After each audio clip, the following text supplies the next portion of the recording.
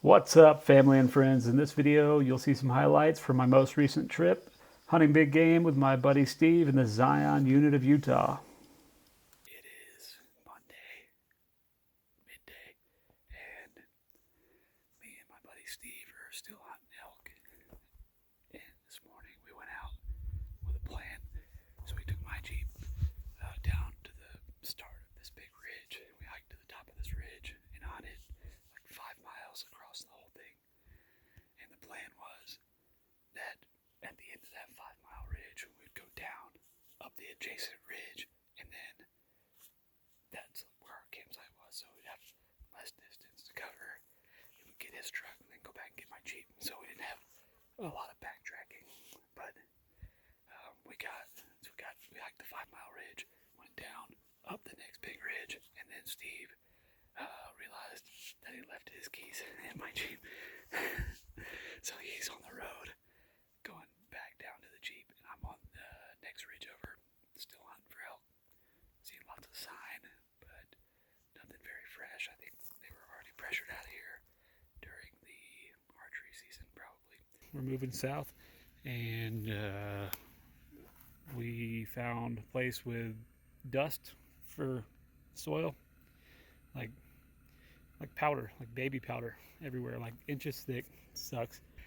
We're looking at a new location right now because we just want to see if it's good for elk and deer. We know it's good for deer, but we want to see if there's any signs for elk before we commit to it. So we're walking around and check out these maples. They're pretty awesome. Okay, Tuesday morning update. I just came up this huge rock slide, basically in the dark, because it's a lot quieter than going through the crunchy stuff. But it was super hard, and I fell a couple of times. Now I'm worn out, and I'm at an intersection. There's two canyons. It splits off, and I have no idea which one Steve went into.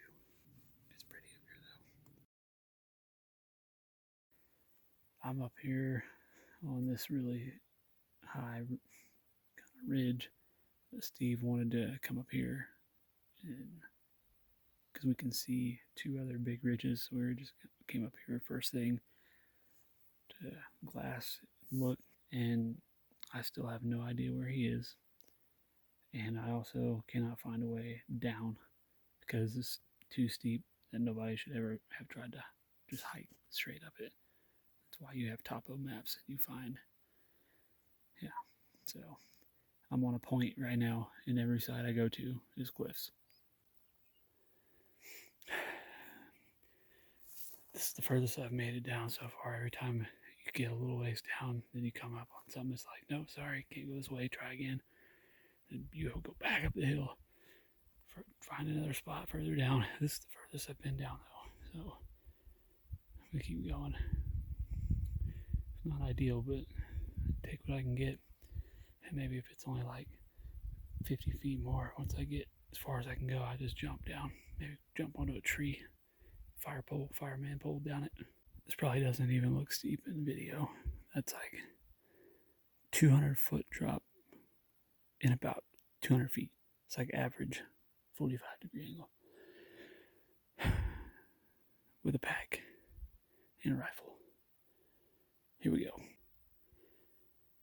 The only fresh sign of anything I've found up here in this crap is cat poop. And no, not Fluffy, your neighbor's cat. Big cat poop. And now I came up under this little ledge. There's a bed, and someone's been bedding down there. Well, now it's just this completely thick brush, steep down the hill. Not even the slightest game trail or clearing. But maybe that's good with all the brush. Got something to catch me when I fall. There we go. Look at that.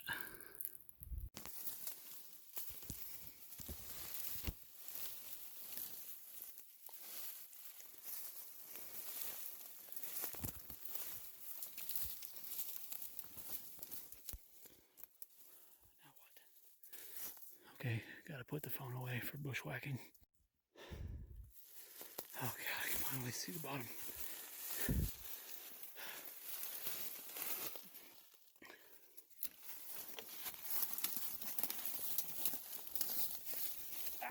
stick in the eye.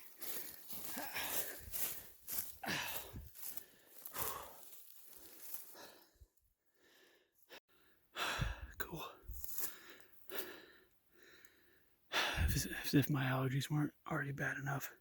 I'm sure you can see my eyes are like super red because it's so dry and dusty down here. And my nose, I can't breathe, which is bad when you're in cat country.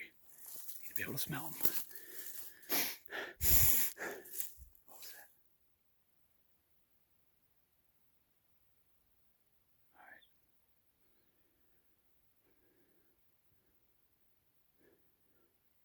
All right, let's keep going.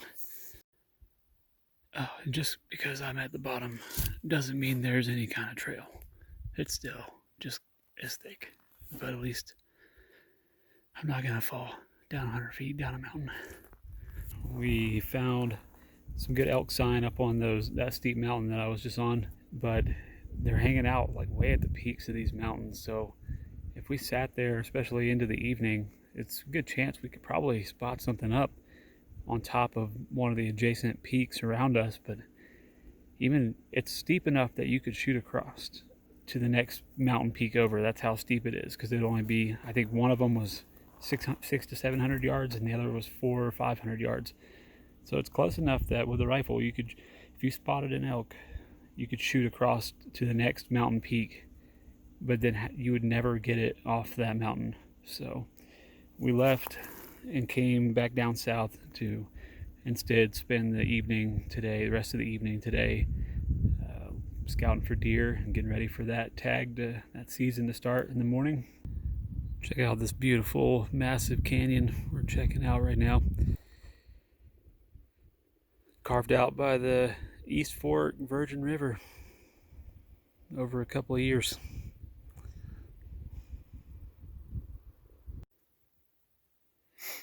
Wednesday update. We saw a couple of bucks this morning, but they were really small. The biggest was a 2x2. So you whitetail people would call that a 4-point. So we let those go, and then we're back out this afternoon, and we're set up. The sun's going down at 6:30, sunset's at 7, and we've got a big mountainside across the canyon from us that we can watch, and it's like the furthest shots would be like 600 or 700 yards anywhere across the entire canyon. So my rifle and everything, I'm set up to shoot that far, which is cool. So we have an area, and just we didn't have a better plan, so we're just hoping something pops out. Just so much country up here to try to, it's like finding needles in the haystack, especially because it's still really hot. So they're staying in the thick bushes and stuff and not moving till almost dark. Come on up. He's right up here by me. Okay, Thursday update. We've seen a decent amount of deer, but not a lot of bucks, really. Just maybe half a dozen bucks, and they're all pretty small. The biggest one we saw was a pretty good 3x3, but I have to go home today, so we just came out this morning and decided to just go for what we could take and get the tag filled and bring home some meat. So we got a small, looks like a small 2x2. He's laying over there about 20 yards from me right now. So I've got this big fancy rifle capable of shooting a deer at a mile. I just shot this one at 20 yards or so. Oh man, it's so weird to shoot offhand at something so close through a magnified scope.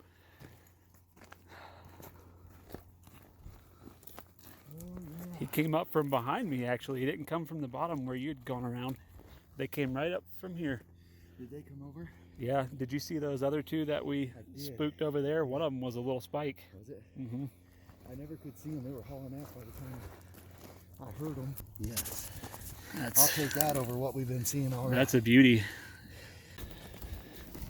All right, we got the mule deer all gutted out. Just left it whole so we can take it back to camp and clean it up. A little easier to keep the meat and everything clean when you're not skinning it out in the dirt. So I'm going to get the Jeep now, try to get it as close to where the deer is so I don't have to carry it as far, and then sling it over the tire and drive back to camp. Okay, that's going to do it for this one. I didn't show a lot of the deer or everything we did with it afterwards. I'm not sure YouTube rules and stuff, but if people are interested in that, let us know and maybe I'll consider doing that next time. Otherwise, subscribe and like and comment and all that stuff. Yeah, do that, and then be sure to let Alex know how much better my video was than his. And yeah, I think that's it. Yeah. Okay, see you on the next one.